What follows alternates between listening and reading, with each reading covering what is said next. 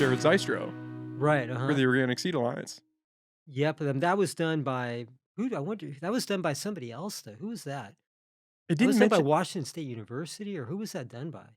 Or it was by not the quinoa. the Organic Seed Alliance, not it wasn't his It organization? wasn't his organization Oh, that I did didn't that know either, that. yeah. No, I'm sorry, I'm just trying to turn my phone off, No so worries. Yeah, yeah. I fall prey to that all the time where your phone starts dinging, you're like, "Oh, forgot about that." Alright. Yeah, so I have no idea what we're even gonna talk about, but I guess we'll figure it out as we That's go. all part of the Yeah, fun. well, I think that would be kind of part of the fun for you guys, yeah. Yeah, and, but that's how I found you was through him. He was actually on what, the other day, we were talking to him about what he's doing with the You did seed Jared harvesting. the other Yeah, day? Jared was on, yeah. Wow, just him alone, he was in Yep. here. That's amazing. That was probably what, Tuesday? Wow. Did he Tuesday? talk about the quinoa project a little bit? We talked I don't know if we dug into the quinoa. He Yeah. kind of freaked me out with all the GMO stuff and what's going on with the lack of diversity in our crops, Right. which kinda So you were talking just basically, yeah, that more broad overview right, stuff. right, yeah. Was that your first introduction when he came out to help you with the quinoa breeding? We've been doing that for many years, him and I. Can you do me a favor? Just We're not online, we're not doing it yet, are are we? we up? Yeah, we're up, we're rolling. This is it? This is it. Oh, This is jeez. it's natural. It's just a Okay. slow roll. Yeah, Jared's amazing. Jared's amazing. No, I've been working with Jared for many years, doing our quinoa project, And which how did is, that start? originally it was, it was a different, objective than it is now. Um, how did it start? I don't know. I met him sometime well, many years ago now, probably about 10 years ago. And we got talking about quinoa. And at first, our projects were just about evaluation I'm of, sorry, can you pull that just you yeah, wanna be, like, right in front of that yeah. sucker. All right. At first, the intention was just evaluation of all different types of quinoa, because when we first started growing, there weren't that many choices of varieties or sources of seed. And so we acquired whatever we could from wherever we could, from a couple local breeders in the states here, which there were only a couple. There were people that were breeding quinoa, and we also sourced a bunch from South America, and and even some just out of stores here and there. We just did all kinds of experiments, kind of trials to see what worked and what didn't, and it was really interesting. But then over the years, it turned into him and I.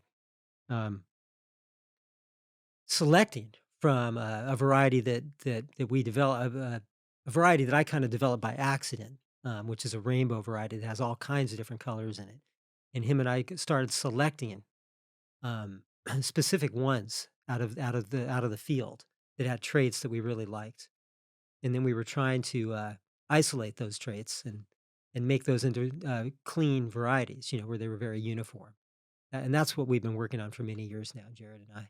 What were you guys selecting for specifically? Size, Well, color?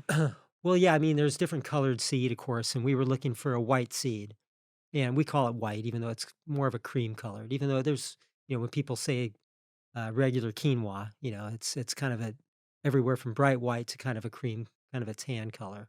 That's kind of the regular quinoa color. We also grow, blacks and reds and those kind of colors too. But we were specifically interested in developing a new white variety.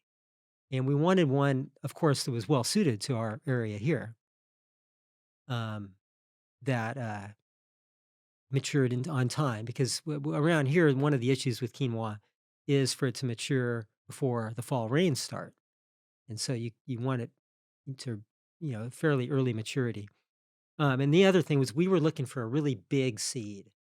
Quinoa is a really tiny seed, as you know, and we kind of somehow I thought a bigger seed would be neat, and so that was one of our objectives. And we've been pretty successful. We've got a bunch of I don't know if I'd call them varieties yet, but they're almost varieties. There's still some non-uniformity and a lot of off types in them, but getting pretty close to having a few types of new white variety of quinoa that are really neat.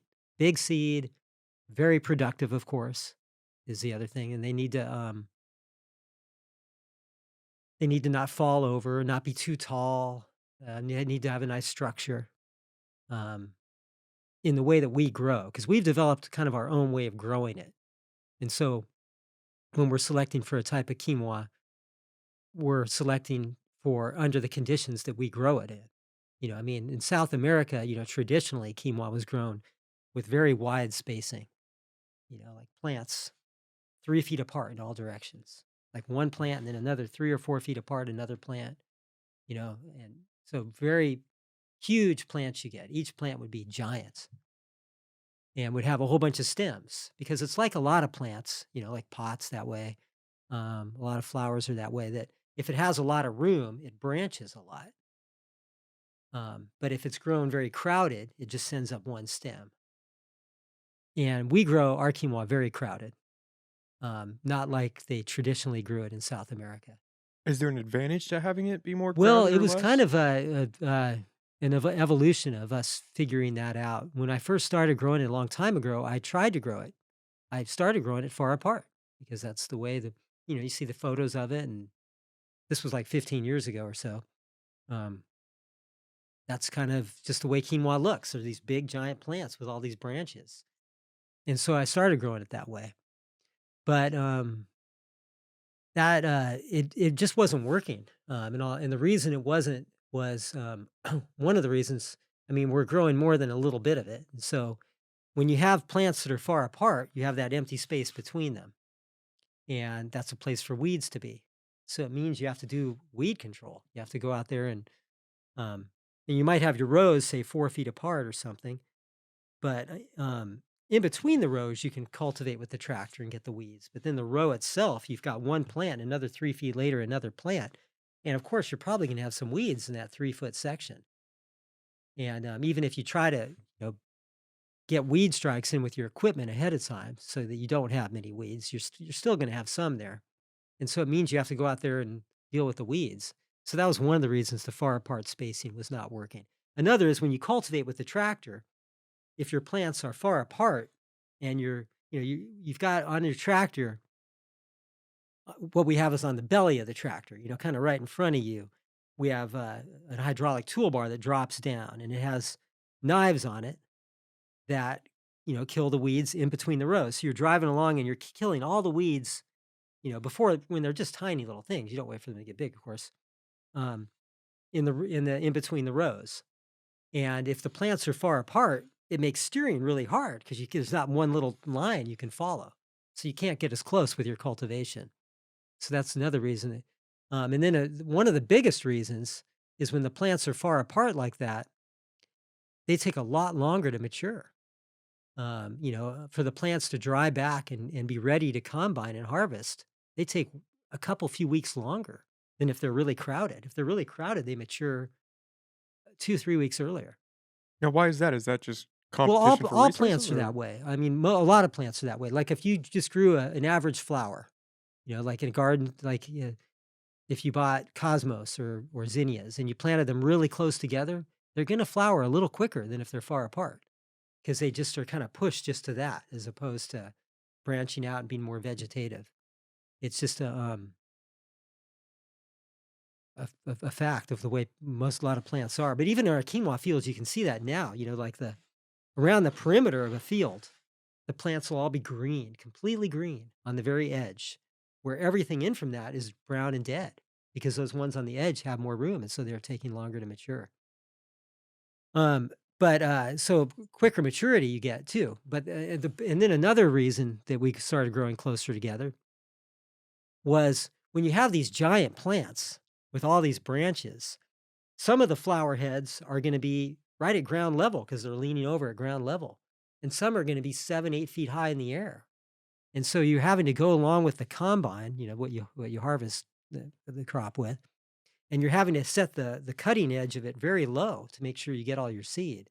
So you're bringing in all the massive amount of stemage, all the stems that lean all over, and it makes it really awkward to combine because some of the stuff's at 1 feet tall and some of it's 8 feet tall.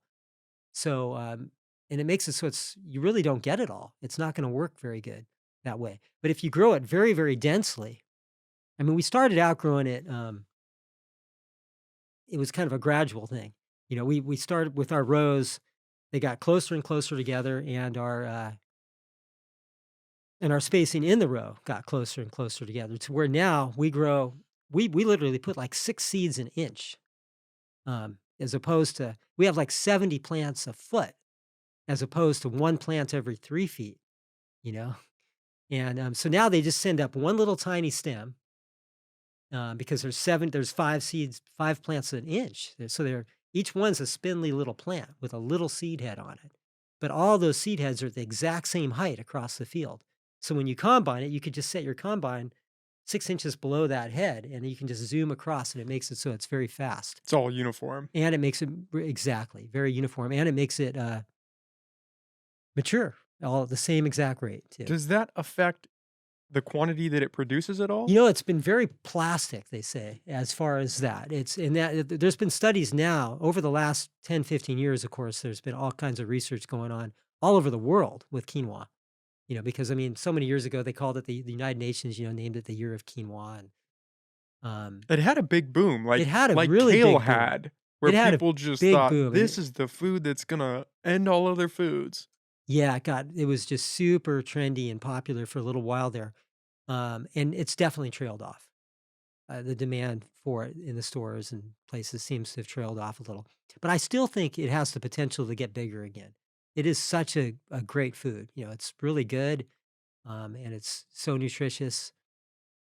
And I think the growth. I think it'll eventually become pretty popular. Eventually, I think. Um, but no, it's been found all the research all over the world. That was one of a lot of the studies being done was the ideal density in the field for the biggest yield. And they found that it was really, um, all about the same if the weeds were kept under control.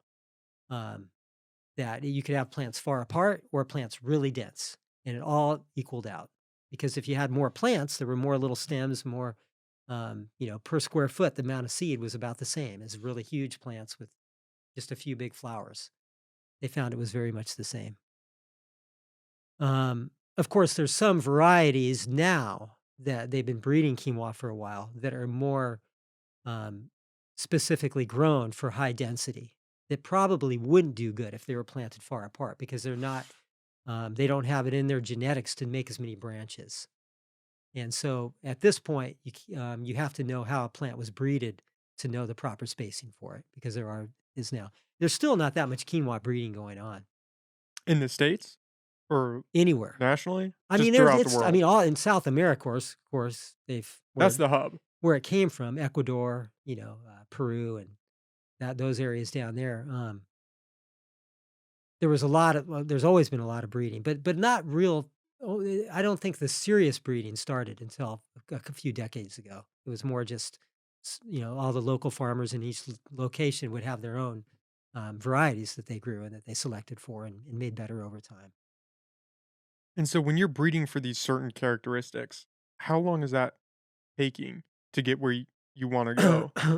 Well, yeah, it was very interesting with Jared, um, working with him because what we did to start with is we selected from, a big population of plants in a big field. We'd walk through the field and we'd find plants that, there's always there's always diversity, out there. And so we would, and that's considered a good thing, as I'm sure Jared told you. And that's what Yeah, we keeps, talked about that at yeah, right. length. Yeah.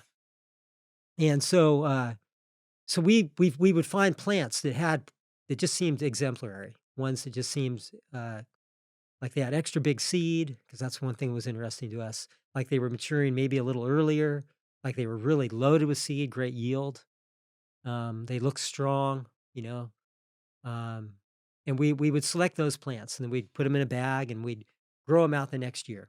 We'd grow the seed from that particular plant out the next year. And of course, what we found, we would try to do that in an isolated way because quinoa is wind pollinated. And the traditional notion was that it had a heavy pollen. So unlike corn, which is also wind pollinated, but it can blow for, a long, long ways, quinoa supposedly didn't really blow very far. So if you had your plants 10 feet apart, that was considered far enough apart to where it wouldn't cross with the next one. But what we found was that it was a lot bigger distance, and things were crossing, They had to be more like 100 feet across. We felt to really keep it so it wouldn't cross with each other. Which is counterproductive for how you guys were planning, where you're planning them closer Well, but together. no, it was fine for production, but when we started doing our breeding, where we would wanna grow just a particular plant's seeds, it makes it awkward because, um, it means you have to have what are you gonna do with all the space? You have to have 100 feet between plants, so, I mean, how are you gonna do that in a field?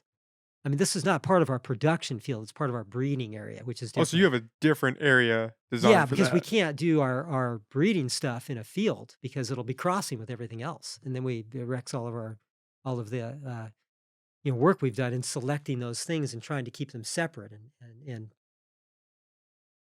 um, and so,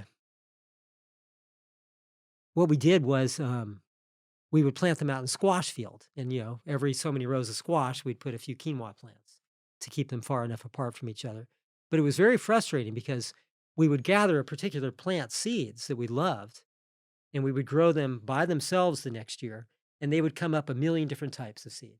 They'd look all different ways, and it would be like, "This is hopeless," and then we'd do it again. We would select out of that again, and the ones we liked, and then we'd grow them out separate from everything else the next year, and then once again, we'd see just a mix of all kinds of stuff, and so we so it was, frustrating, but we did that enough years to where we ended up with, some lines that were very uniform. That when we'd grab the seed from a plant and grow it the next year, and they'd all look identical. And so that was good. And not only identical, but we were doing it with enough plants. I think some years we had like 70 different, 80 different ones we were doing every year. I mean, there'd be a few we toss out, and then, but we've got some that look good now.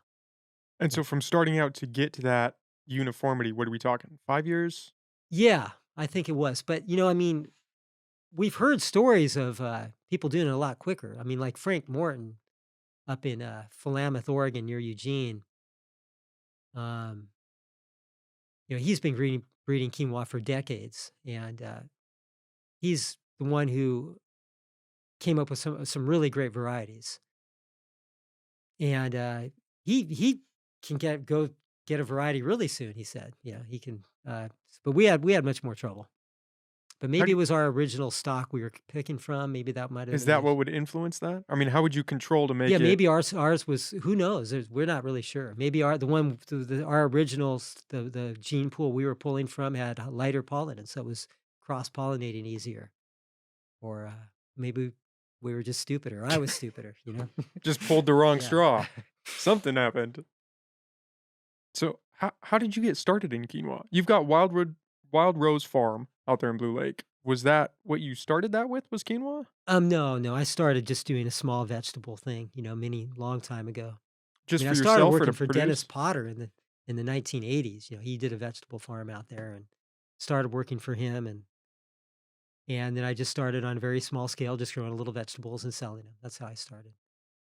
But I had grown up eating quinoa, and I'm sorry, can you pull that just yeah, you just yeah, and I remember reading a book that was written in the 80s or something by a guy up in Oregon, Steve Solomon, who wrote a book about growing vegetables west of the Cascades, and it was a good resource book for growing vegetables, and it still is. And I remember in the back of that book, he, theorized that he thought this was a great area to grow quinoa, and, so I tried it a long time ago, and I mean, I tried just little bits here and there, and eventually just started trying to grow more and more, and, originally got our seed the very first seed that we got that actually kinda worked, we got from a farm in Colorado, White Rock Farm in Colorado, and they're kinda one of the original quinoa growers in the United States, and they're doing it in the what's it called? I forget the name of the valley in Colorado. It's a very high elevation there. But of course, it's not the high elevation that quinoa likes. It's cooler temperatures it likes in order to set seed. When the temperatures are too warm, it doesn't like to set seed. Um, yeah, and then we just started growing, more and more, and somehow we got the attention of Lumberg Family Farms in the Central Valley, found out about us growing quinoa, and they came to visit us. And, uh, and they said that they'd been messing around with it, trying to grow it down there in the Central Valley. They're the big rice farm, That's the lumber. one out of Chico? Yeah, Lumberg rice cakes and all the rice you buy in the store. I mean, their rice is everywhere. They're huge, huge farm. And was that right around the time that quinoa was starting to gain some traction Yeah, here it in the was States? exactly right about then. And they said that they would like me to grow quinoa for them, and so I did. I started growing quinoa for them, and I didn't have the money to go rent the land and buy all the fertilizer and run all the tractors, and so they helped out with that, and did that for a few years for them, and then they wanted more and more, and so I went to James Baird and his dad Peter Bear. They're part of the Mennonite community down in the Highway 36 area, and those guys started growing quinoa too, and and then I stopped growing for Lumberg a couple years. I got up to growing a lot of quinoa for them, and they were paying the bills for it mainly because I didn't have the resources to go rent all that land and stuff. Of course, the same thing. But then I stopped doing it because the Mennonite community was doing such a great job and had much more resources than I had, and of course to do it, and just I didn't see it. I just didn't feel like it was worth doing anymore. I mean, I'm still growing, and we sell our own quinoa, of course, between San Francisco and Southern Oregon.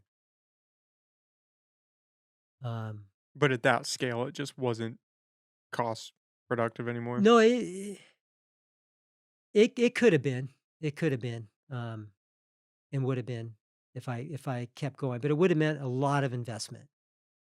I would have had to, invest in a lot of equipment. And see, uh, they were just much better suited to be growing it for the Lumbergs. The Mennonites? Yeah. Why is that? Well, they do a ton of farming um, down there in the Ferndale and the Lolita area and up Highway 36. I didn't know we had a Mennonite community around here. Yeah, they're really great. Anyhow, they have they do a lot of farming for the dairies. They grow a lot of hay. These days when you see a corn silage field down in that area, it's usually associated with one of the dairies, but they've been contracted to the Mennonites are contracted to grow it, and they're growing it. Um, and they're just amazing farmers. Um, and so they have all a big resource, a big lot of land that they either lease or own. And obviously, you shouldn't grow the same crop year after year in the same field.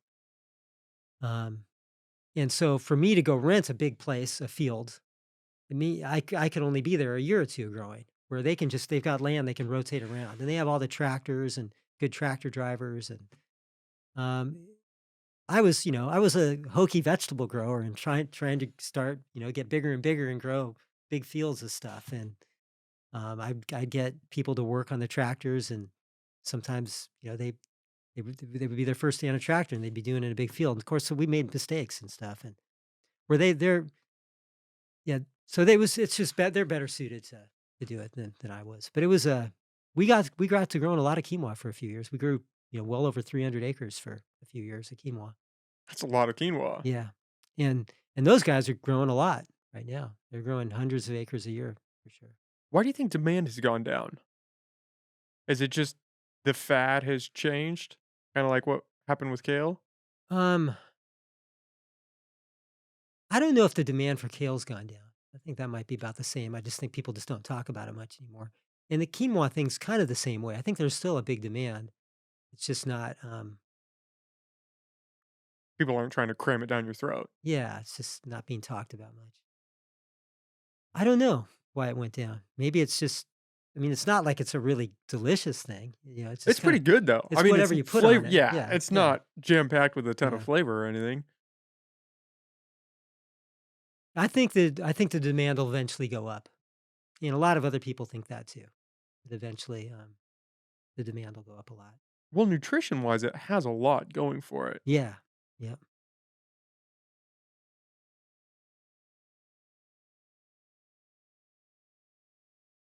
I think Kale is always interesting because I was kind of young when that boom happened. And then you're right. I don't know if you're right in the sense that people just kind of stopped talking about it but still eat it. But quinoa, I remember that it just kind of surfaced. Everybody was talking about quinoa. Quinoa was in every dish. You're getting a side of Was being quinoa. You joked put about by movie stars and yeah, yeah. and then it kind of just one day was not in pop culture in that same way. But I love it. I went through a period I was buying these might have been like 15-pound sacks from Amazon, shipped from somewhere, who knows where, and I was just going to town on I'd have my quinoa with some hot sauce, and, oh, I loved it. It was great. Yep. Do you wanna get to a point where you're growing more quinoa? Or you what's I mean, we still grow quite a bit of quinoa that we sell. You know, all the local stores around here have our quinoa in their bulk departments and in their grocery shelves, and uh, and we're actually planning on growing more and more as time goes on and enlarging the area that we sell it in, and also trying to do a better job of selling locally as well, um, with better packaging. is that the hard part is branding in a local environment? Um, I don't know if it's hard. It's just never been something I've focused on. Um, You're out there working the farm. Yeah, but I'm trying to put more energy into that now, into marketing our quinoa. And so our intention is to continue to grow more and more, for sure. I Do mean, you this do year any dir we'll probably have 60 acres this year of quinoa. So, do you do any direct to consumer well, stuff? we do farmers market, Okay. but that's a tiny quantity of what we sell with everything else that we grow as well. What's the primary way that you sell it? All of our stuff, we sell to local stores.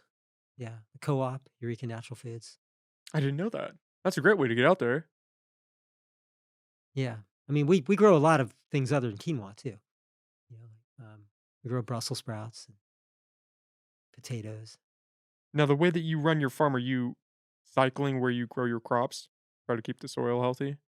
Or how do you deal with that? Well, that's yeah, we rotate for sure. Yeah, we rotate stuff.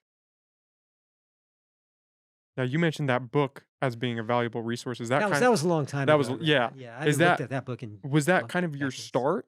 I mean, was your family growing vegetables No, back in I've the got day? no my family. I mean, you go back far enough, and everybody's family was a farmer. You know, but no, my immediate family was not farmers. So what got you into it? Why did you start growing? Um, I started working on farms when I was, yeah, just in college, early college, for Dennis Potter out in Blue Lake, who's now no longer there, but he grew a lot of stuff for the local stores. He was one of the guys who founded the farmers market around here a long time ago. And was it just a way to kind of make a little cash on the side while you were going to school, or this was something you No, I wanted to really liked pursue? the You work. I liked thought it it. was good work. Yeah, being outside and felt like it had some meaning and all that. I mean, I can question all those things for sure. Well, there is something to be Question everything, said but about hard work. It is a very gratifying kind of well, work. everything's hard though. Everybody's job is hard. I feel Yeah, like but is it? I mean, if you got a desk job, it's there's hard in a different way, but it's yeah, yeah, but is it though? definitely, You think? absolutely, yeah, for sure. I definitely yeah, that's yeah, I definitely respect everybody's work enormously. That's why it kind of can be a little annoying when there's these. Um, I mean, I'm not trying to get political here at all, but like government help for certain jobs or certain this, why not the person working at McDonald's? Why aren't they getting some help?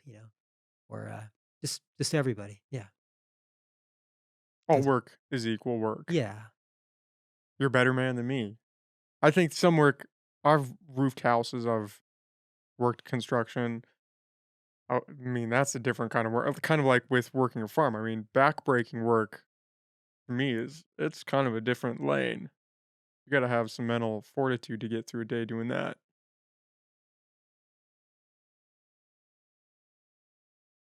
yeah, maybe. Yep. So we were talking about marketing. That's something I've struggled with a little bit too. Doing this is just branding and kind of attaching yourself to something.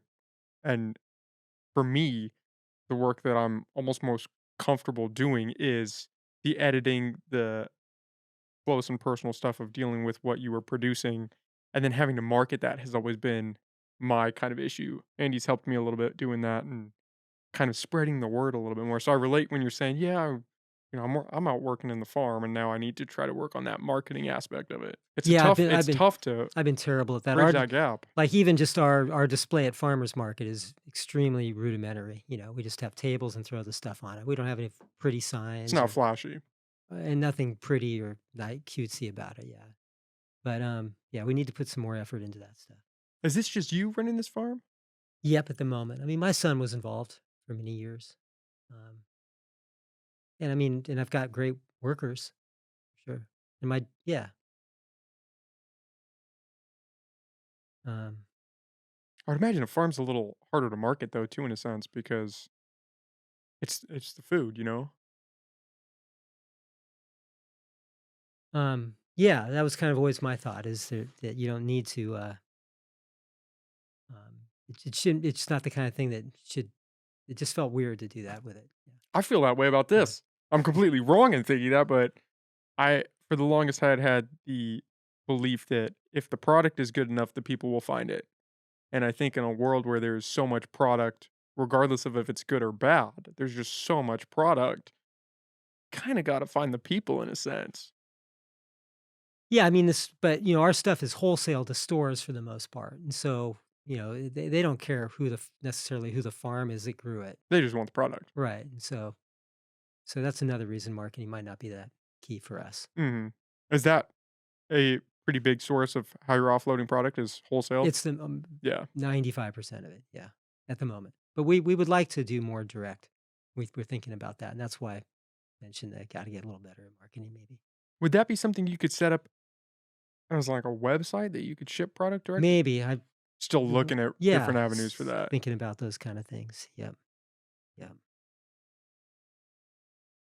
Well, I have always wanted to get into farming, but I think that's something that's gonna have to wait for me down the road. I like the idea of being able to grow your own food and not having to just go to the market and grab it and, like, source or at least source locally, right? And where you know where your food's coming from, you know that it's not sprayed with a bunch of chemicals and stuff. You feel closer to your food. I think that's a good way to get your food. Yeah, for sure. Agreed. Yeah. Do you use any chemicals or pesticides? How do you feel about No, those? we've been certified organic since for 26 years now. Yeah. 26 years. Yeah. Damn. Have you always been kind of not shy, but anti using those? Did you go into farming with that mindset of I want to Oh, keep it clean? 100%. Yeah, definitely. That was always the intention. Yeah, I mean, yeah, it's a big part of why I like doing it. Why I believe in it, for sure. Is the organic side. Yeah, definitely. Even though organic's not necessarily synonymous with ecological, nobody's making that claim.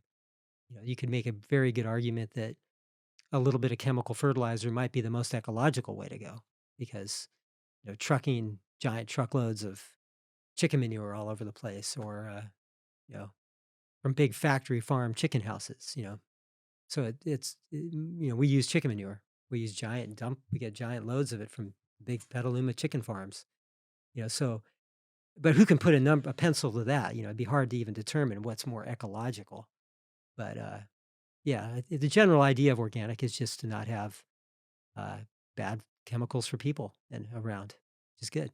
And you got to think, you have to take the land aspect in as well. You don't want to just pollute the land. Yeah, it might be more ecological to do that in the short run, but Well, long term, right?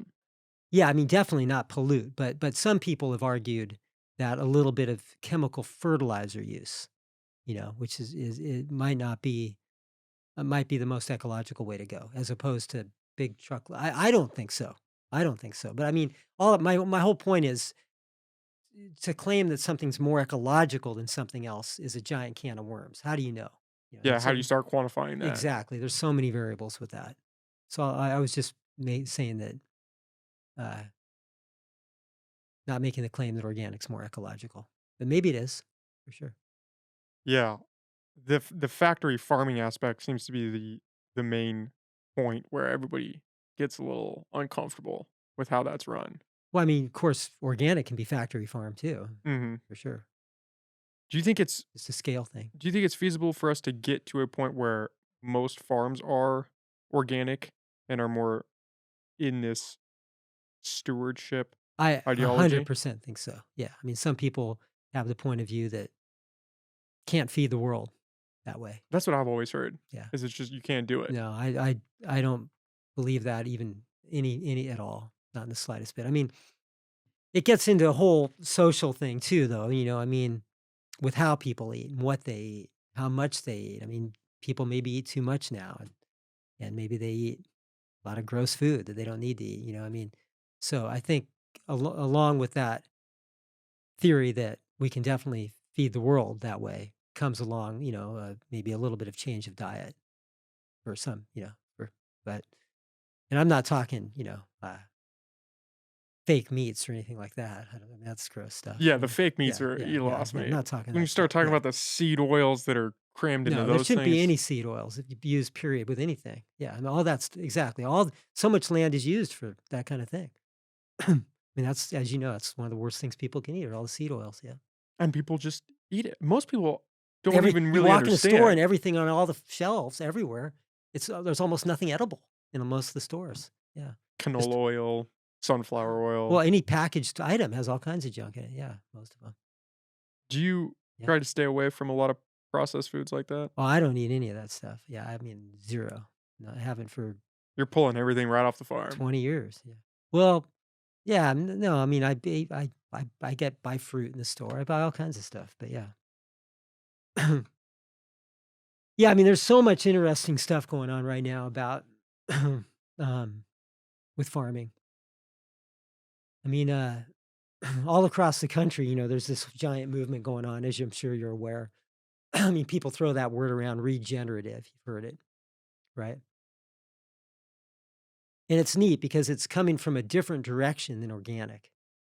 Organic almost has a bad name out there in a lot of the huge agricultural world, whereas regenerative does not. I mean, regenerative doesn't mean organic, of course.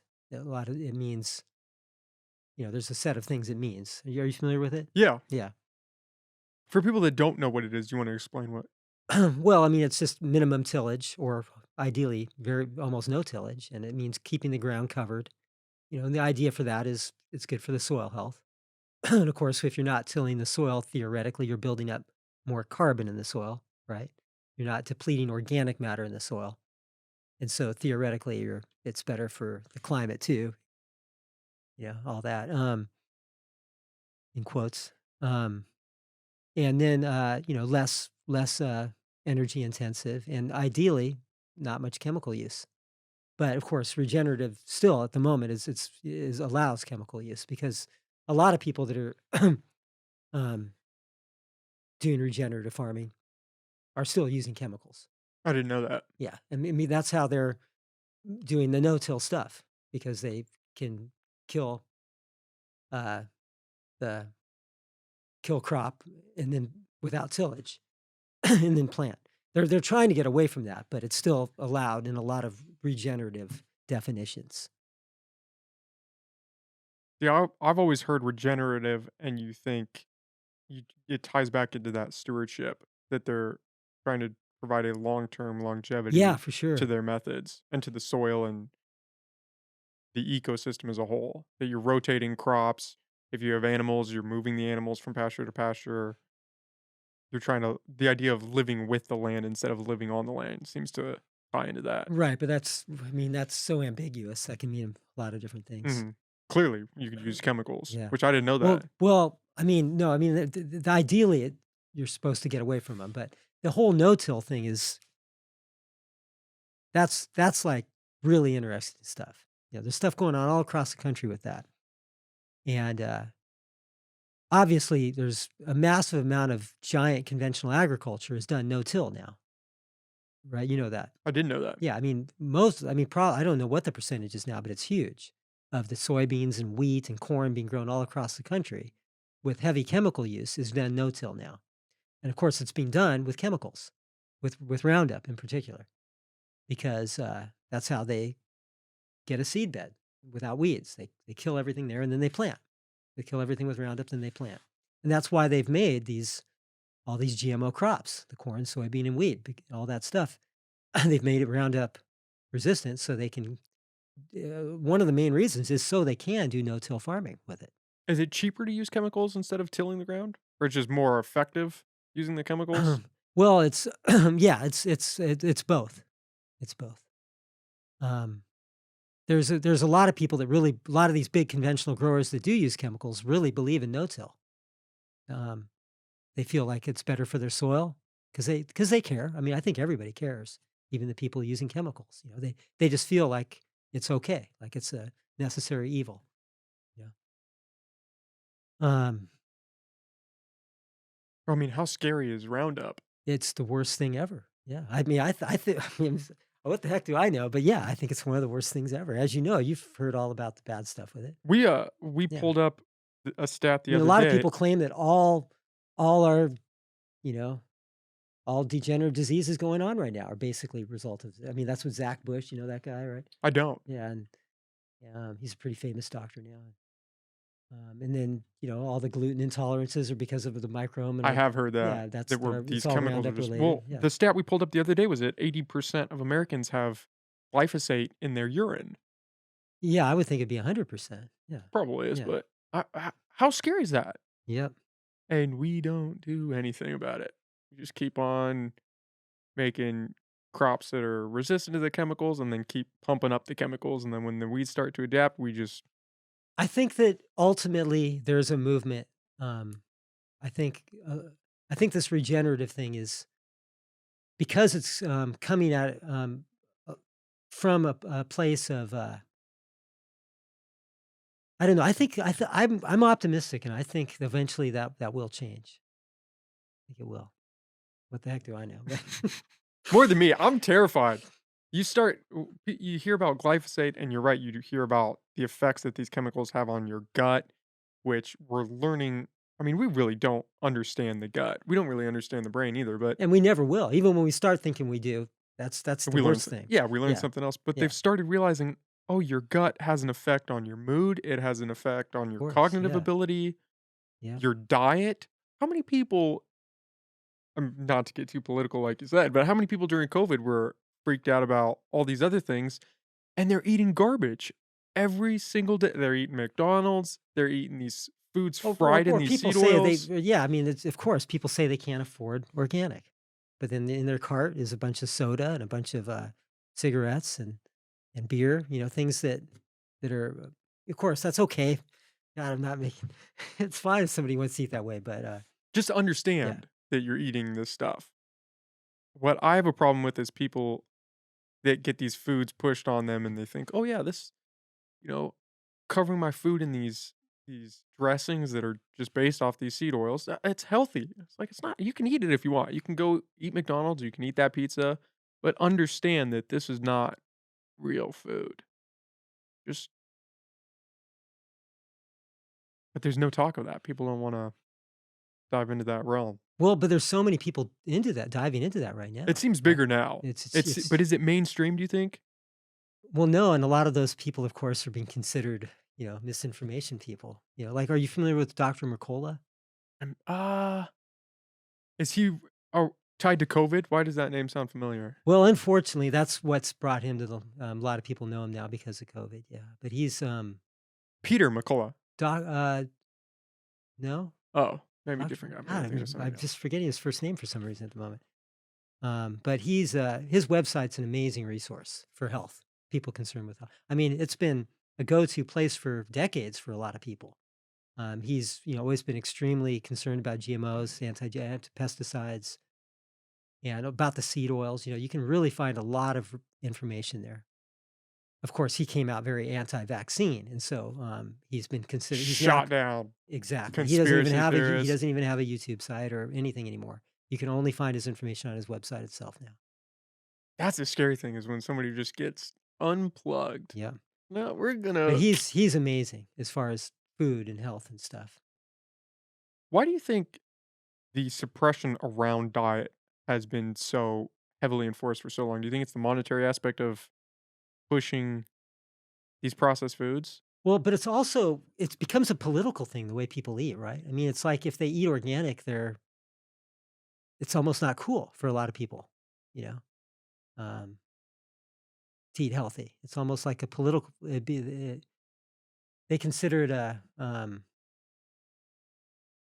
political statement to eat the way they do, to to not care about that. Um, Do you think that's tied into it's the like there's this cost? dichotomy, this whole dichotomy across society going on, right? Of like this side or that side, instead of people thinking for themselves and figuring out what's good and not good. Do you think that's tied into the cost though of organic, where it is a little more expensive than just buying. I don't think it's tied into the cost myself because, like I said, as far as it doesn't seem like it stops people that are concerned about the cost from buying their Snickers bars or whatever. I mean, I don't know. I know there's a lot of people that I think it's really important for organics to be um, competitive cost wise. I really think that's important, and it's becoming more and more true. Yeah. I mean, obviously, there's places like Costco that sell organics very inexpensively. I think the problem is you have Costco, but then you also have Whole Foods, and Whole Foods, it's like $15 for an apple. And you're like, what is this? What are we doing here?" Yeah.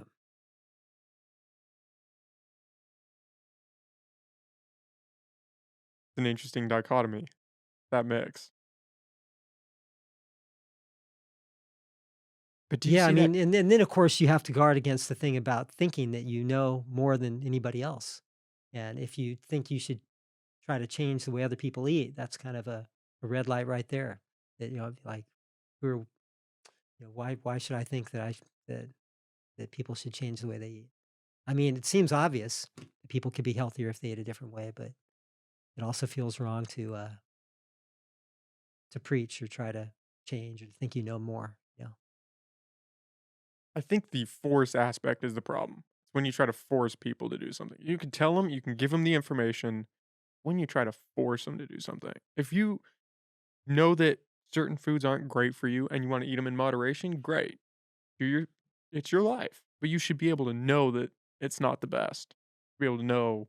That's like if we were still selling cigarettes and saying, "Yeah, these are great for you. They prevent cancer. You should smoke a pack a day." You're lying to the people. You shouldn't force them not to smoke cigarettes if they wanna smoke a cigarette. Your own free will, do what you wanna do, 100%. Yeah, right, of but you should course. be able to know the consequences. Otherwise, how do you make an accurate decision on Well, on right, what to and act? exactly that brings back the whole not to be political again, the whole vaccine thing. The people that had alternative viewpoints and wanted to talk about it and bring up their legitimate concerns just were cut down. That was right to know, Did you fall to into that camp? which camp. The camp of Peter, or not Peter McCullough, but McCullough, the anti-vax stance? Definitely, yeah. I'm very anti-drug in general. I don't think people should be taking drugs, for sure. A lot of the other things that that same camp of people believes, I definitely don't agree with. Um, and um, once again, you gotta can't. There's two camps, and people seem to just want to jump on this side or that side and just believe everything this side is saying and nothing. Yeah.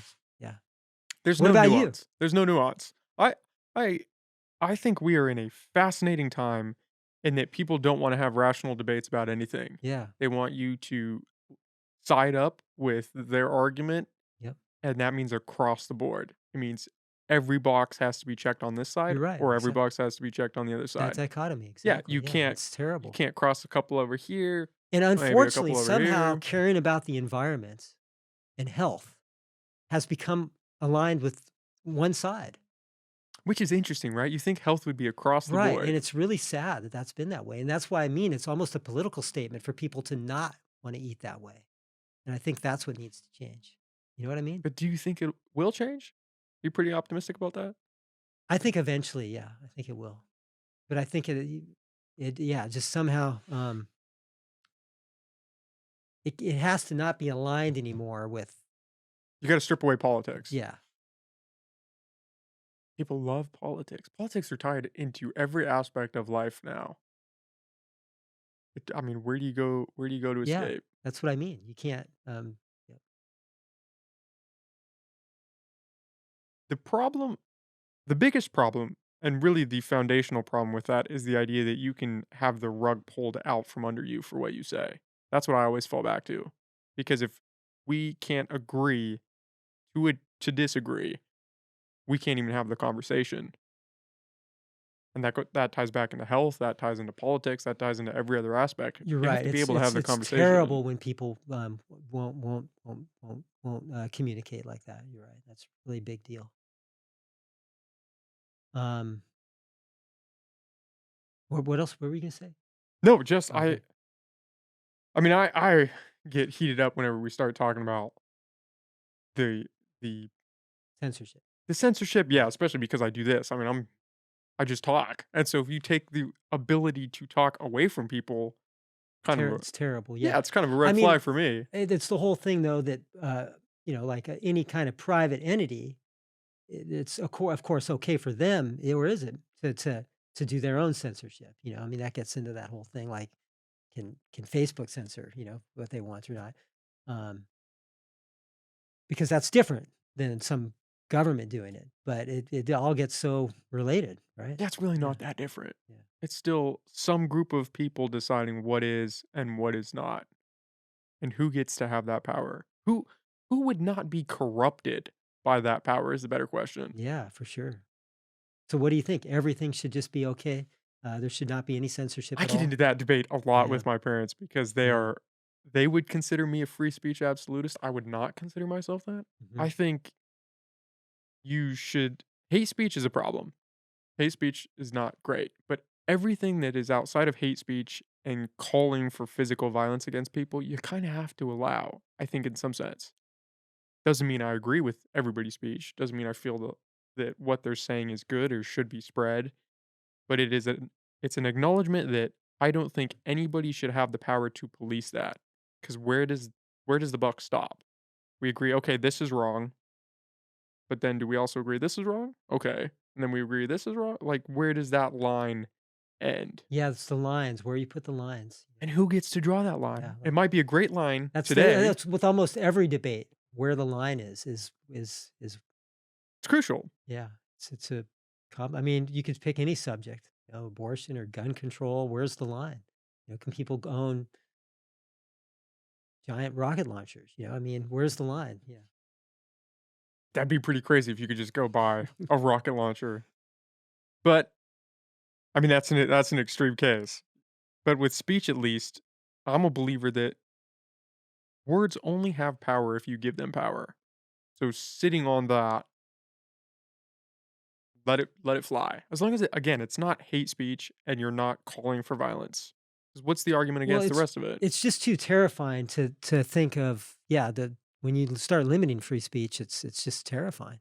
So you have to push that line always as far as you can to allowing whatever it seems like. And we've seen that regardless of how you feel about COVID or where somebody stands, we're learning a lot about information that was previously written off as misinformation and now is coming out to be true information. And people that were touting that back during COVID were censored and now it's just open information.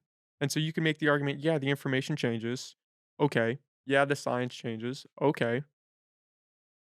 Those people were punished for what they said. And now it's right. So if you how do we quarrel with that? And that's where the censorship argument dies in my mind.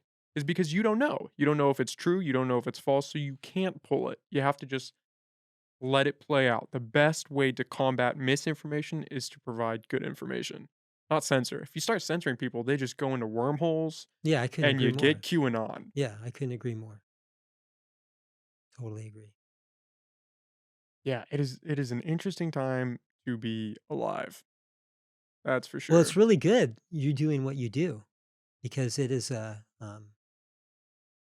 not doing a whole lot.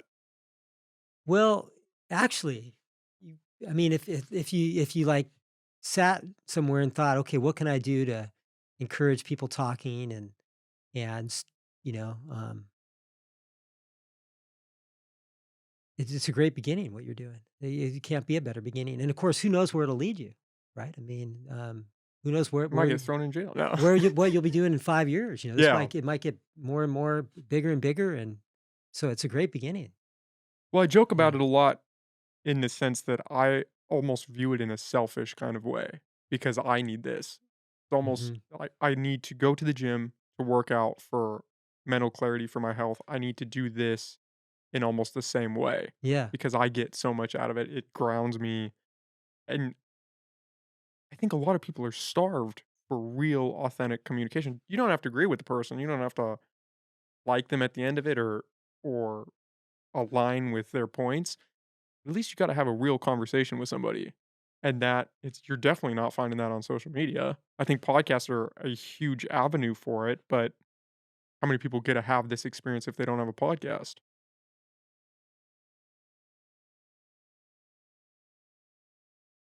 Yeah. Maybe there's a way for you to bridge that dichotomy, start knocking that dichotomy down, get people to think more for themselves. That's maybe what you're doing, you know? That'd be great if I was. Yeah. I wouldn't go so far. I'm just a guy in a garage doing a podcast, but I think every little bit helps. Every small step in the right direction is a good step to make. Okay, well, Blake, we can end it on that. I really All appreciate right. you coming on, man. I Is had it a great over? time. Yeah. Do you want to plug really fast where people can find No. you? No, you're good. Yeah. Okay, man. Simple pleasures. I like that. Okay, Blake. Thank you. It's over? Yep.